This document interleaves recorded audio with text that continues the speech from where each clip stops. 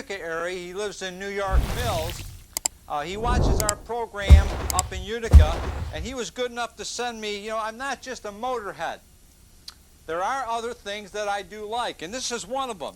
He sent this down with my wife, Crystal. This is a wooden clock. Now, what he does, evidently he's went down and got the different types of wood. You've got walnut and oak. The dark is the walnut, and the light colored is the oak. And he's ordered through this catalog the blueprints as to how to do this. It kind of intrigued me over the weekend. This was something that I had to bring your attention and show you. It's on dowel pins. You can close it up if you like. What you do is you set it on the table. I want to handle it real carefully because he's put a lot of work into this.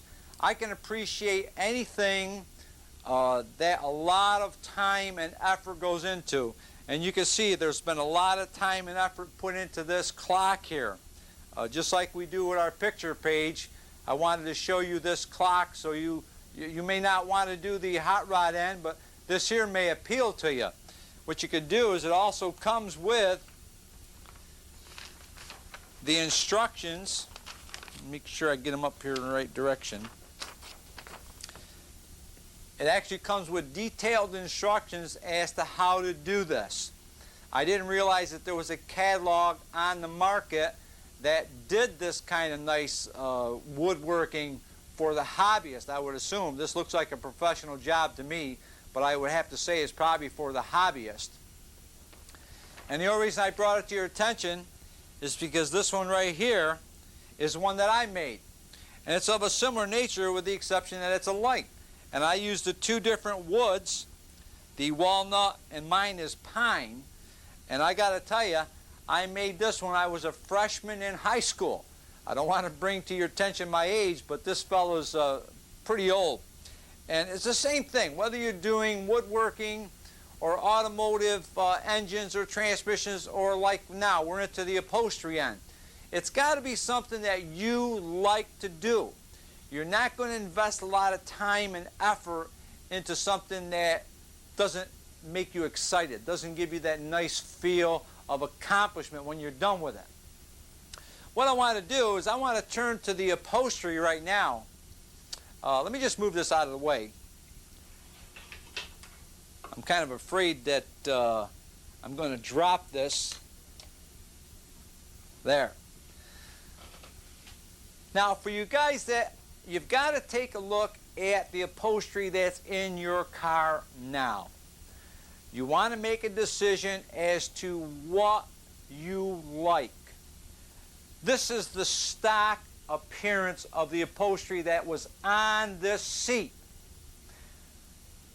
The customer that owns this seat is a very good friend of mine. His name is Barry Woodward. And I had to mention him on the program only because he's waited quite a while for me to get this seat done. I needed to have a seat where I could show you from the beginning to the end how to do this upholstery. Barry, I gave him another seat. This is his truck, incidentally. His winter rat, if you will, but it's in very, very nice shape. He takes good care of all his automobiles. He's got this truck. I've done another seat similar to this one, only in the red pleats. Now, he likes the pleated effect. And let me show you what I'm talking about when I say pleats. This is what they call a pleat. You see how it's stitched top to bottom? This particular pleat is 1.5 inches wide. So when you're measuring, you want to make sure that all your pleats are the same width. The 1.5 inches seems to show up real good when you're doing, let's just say this is a truck seat. You can vary it though. You can run a pleat as down as far as 1 inch or up to 2 or 2.5 inches. You've really got to look at your particular vehicle and determine, do you need a small or a larger pleat? And I'll give you an example. We're going to show you a van that we did in tuck and roll.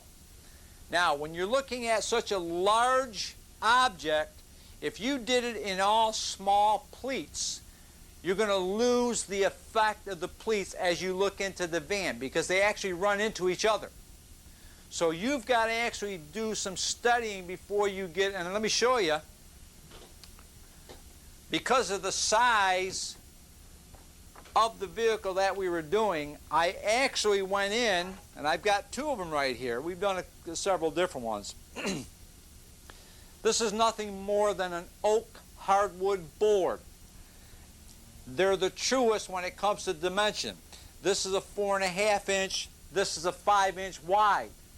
Now you can use anything to measure as long as it's got a straight edge to it. You can see how long the panels are. These are in excess of 4-foot board because a lot of the panels that we use were actually 4 by 8 sheets of Luan. But I just want to kind of get into the measuring devices that you're going to use. I'm going to get another one over here.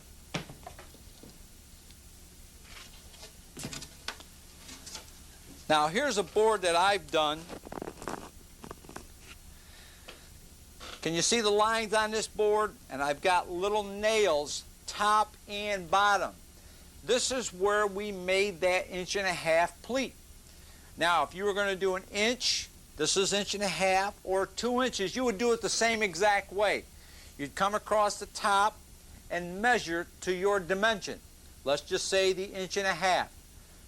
You make a mark at 1.5 inches, at 3, so on.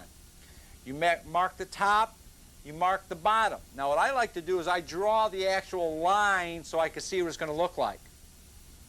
Now, once you've determined what size pleat, you've made your board.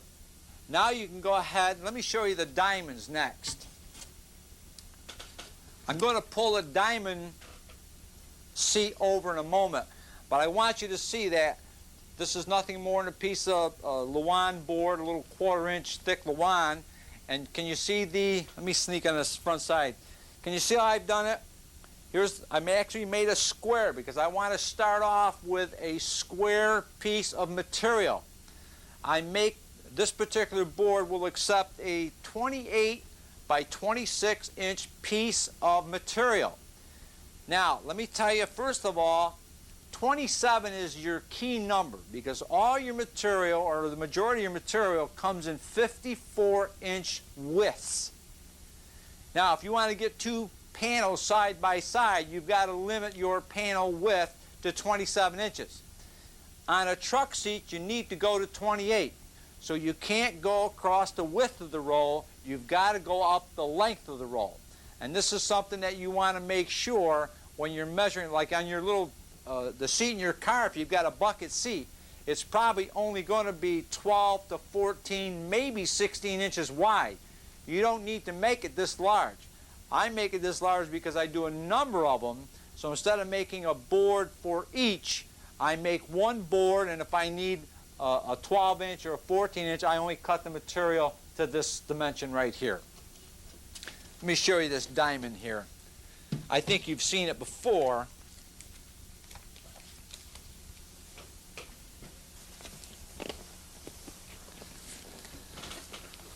These are the diamonds on the back side of that board. If you wanted to do, and I like this, the diamonds seem to appeal to my taste more than the pleats. Now let me clarify that.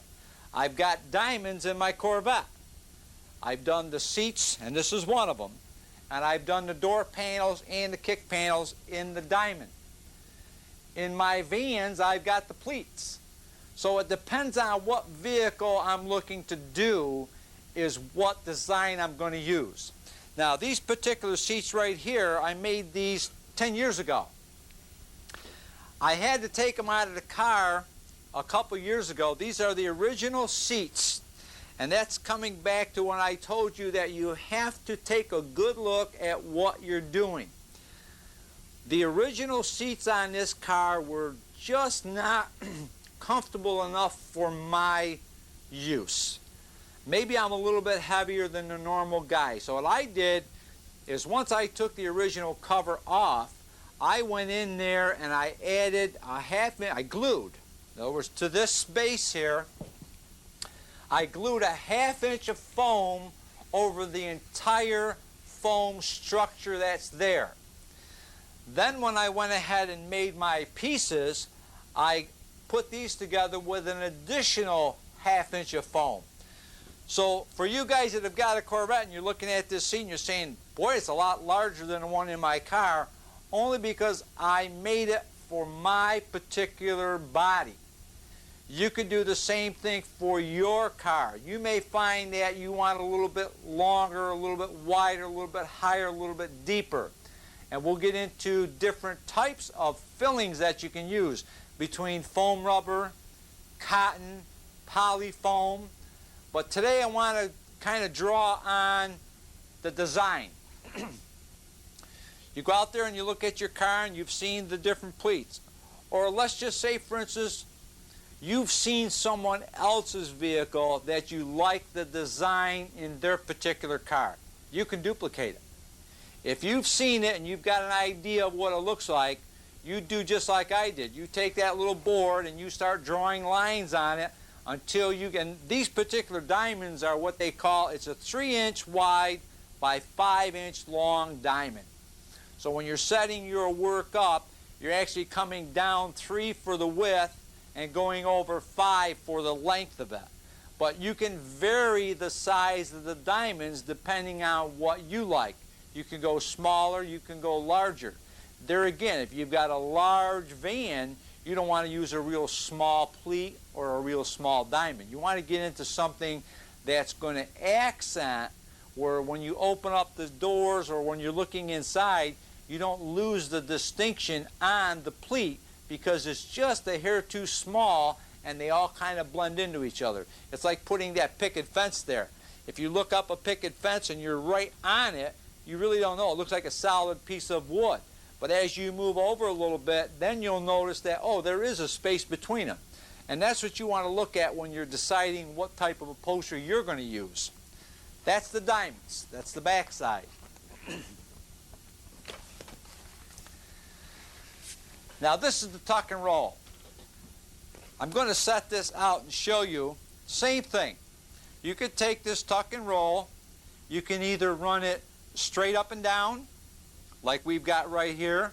You could turn it completely to the side and run them this way. If you want to really get fancy, you can actually put them at a 45.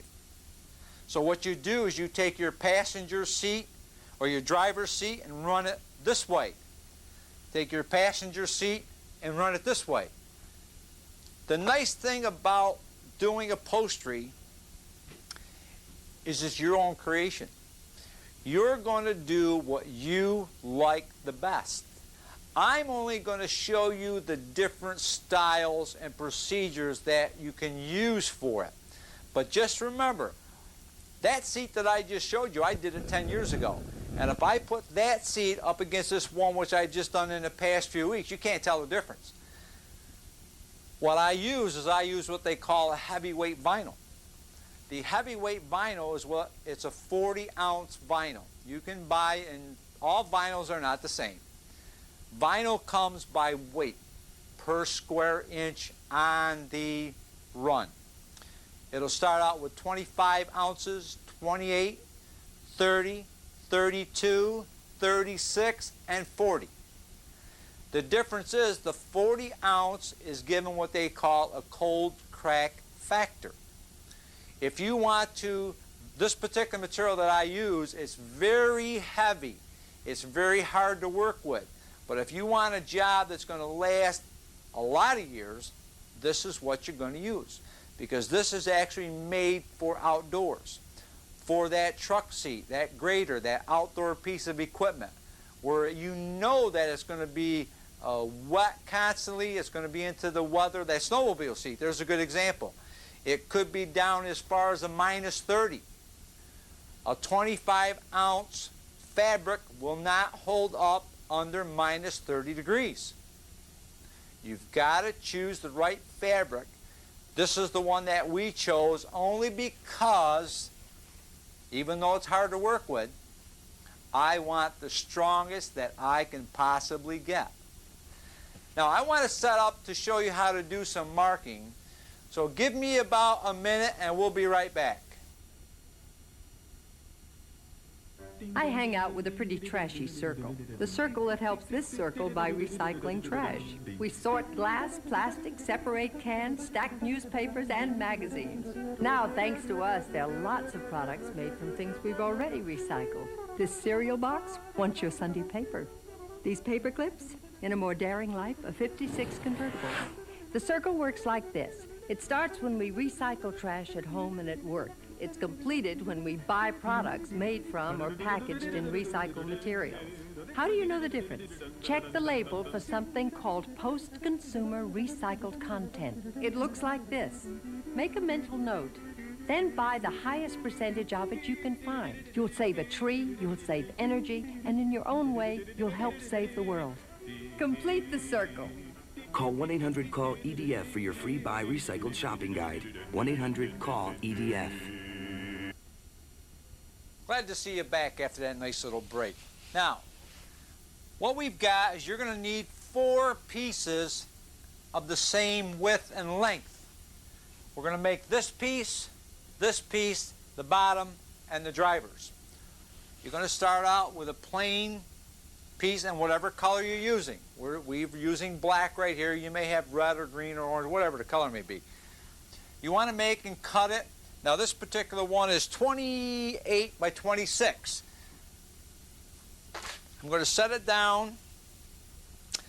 The board that I showed you where we put the nails and the lines on is what I'm going to set this down on. Now I'm going to line up my edges here, because as I told you, I squared this off. Now, you would take some masking tape and just tape this down so it doesn't move on you. Sometimes you'll hit it or move it and it'll move just a little bit. I've done it enough where I don't have that problem. Now, you need a straight edge. This is probably the longest yardstick you've ever seen. This is a 60-inch long yardstick. Most of my upholstery is 54. These are special. But you can use anything that is a regular yardstick will work perfectly fine for here because you're only 27 inches long. You want to get yourself some marking. Now, this is actually tailor's chalk. This is the one that when you've gone in and had your garments altered, you see, put that little white mark on there. This is what they call tailor's chalk, which will come right off for you. You don't want to use a magic marker. Please don't use a magic marker. You can use pencil. I've used pencil because the pencil will come off. But make sure you're going to use something of a nature where you can either wash off the marks that you're going to put on there, please. Now, come right over here. I'm on my 1.5 inches. Remember I told you, here's the little nails. These are what they call brads. I've got my brads, and you can see I've got a little bit of play in here. I'm going to run that ruler right up against the first brad. There's my line. Pick it up, go to the next one. You know, if you were doing this, and I've done it, don't get me wrong, I've actually got some 3-inch upholstery needles, which I've set a ruler on either side and gone ahead and put the needles in at whatever dimension I was looking for and did my lines. Well, each time I had to do that was fine for the first piece, but when it came to the second piece, I had to do all my measurements again.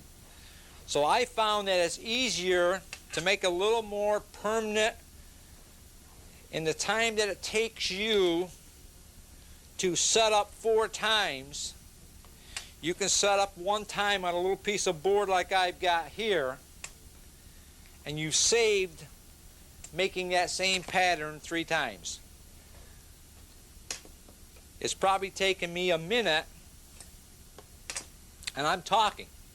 I can do 2 things at once, you know.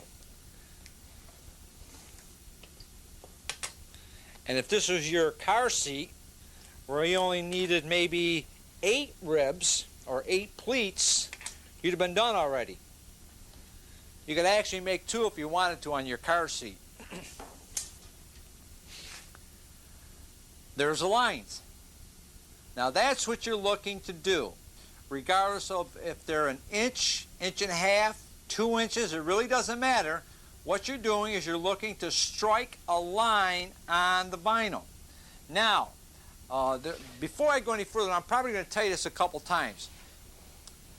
You want to mark left and right, because what you've got is on the left side of this line right here, that's your straight edge. You're going to have a little variation from the left to the right because you're using chalk. So sometimes when you start out with a brand new piece of chalk, it's going to be a real fine line. Then it's going to work down into that 1/4 inch wide line. So make sure that you know which is the left and which is the right. If you want to just put a little mark on the edge here, left side. Now you're going to always remember to sew on the left side of this line. As you put it in the sewing machine, you're only going to sew the left side, because you're looking at, and then we're going to get back to them dimensions again. If you start to sew and you sew one on one side and one on the other side, now you're off a 1/4 inch, because that chalk line is just about a 1/4 inch. So if you went in on the left side of one and on the right side of the other, you've added a 1/4 inch to the space between your stitches. So make sure, and to me it really don't matter if you go on the left side or the right side, but make sure whatever direction you're going to sew, you sew them all the same way. Now you would take this here, and I always glue, you don't have to, but I always glue a 1/2 inch of foam. Let me pull one out over here.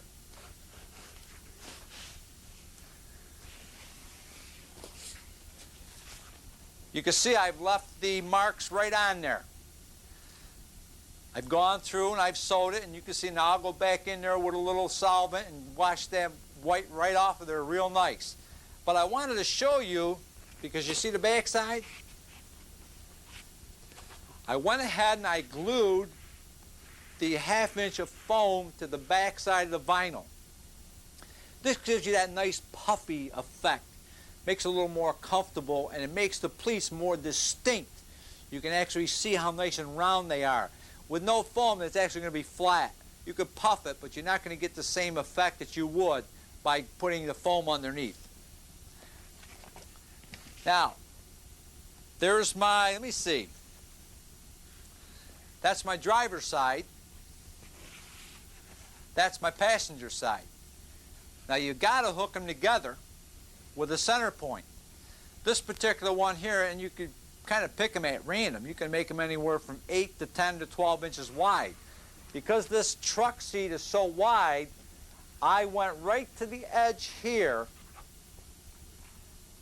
right to the center, and made it wide enough to where I didn't have to cut this on my pattern right here.